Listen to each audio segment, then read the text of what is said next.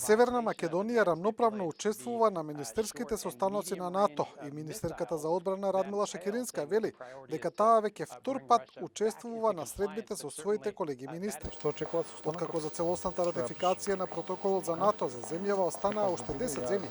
Шекеринска вели дека во Брисел ќе разговара со дел од земјите каде протоколот уште не поминал за Македонија да стане полноправна членка до крајот на годинава. Главниот фокус го ставаме на Италија исто така, Шпанија, Холандија, земјите кои што се уште треба да го завршат процесот. Со сите нив досега сме разговарале, ниту една нема дилеми.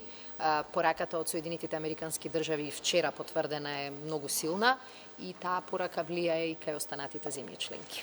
Од денешната пресконференција, генералниот секретар на НАТО Јенс Столтенберг пак најмногу зборуваше за руското повлекување од договорот за нуклеарни ракети со среден дострел. И Столтенберг кажа дека со земјите членки на алијансата разговарале за мерките кои ќе ги превземе НАТО, доколку Москва не почне да го почитува протоколот. Рускиот ракетен систем го загрузува меѓународниот договор за уништување на ракети од среден и краток дострел АНФ и представува сериозна закана за нашата безбедност. Ние продолжуваме да ја повикуваме Русија целосно да се врати на почитување на договорот, но гледаме дека Русија нема намера тоа да го стори. Напротив, Русија продолжува да произведува и да го распоредува својот ракетен систем.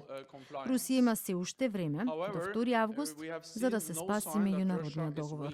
Главна звезда на денешниот министерски состанок во Брисел беше американскиот секретар за одбрана Марк Еспер, кој беше лично пречекан од генералниот секретар на НАТО Столтенберг.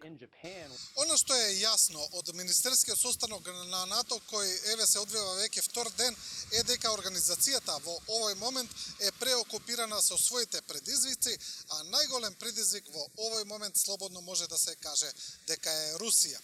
Договорот за неширење на нуклеарното оружје од среден дострел останува во моментално главен проблем, но и агресивниот став на Русија во однос на светската политика. Се разбира, Северна Македонија ја чека својата ратификација која треба да заврши до крајот на годината. Од седиштето на НАТО во Брисел за телевизија 24 Сеадрис Звановиќ.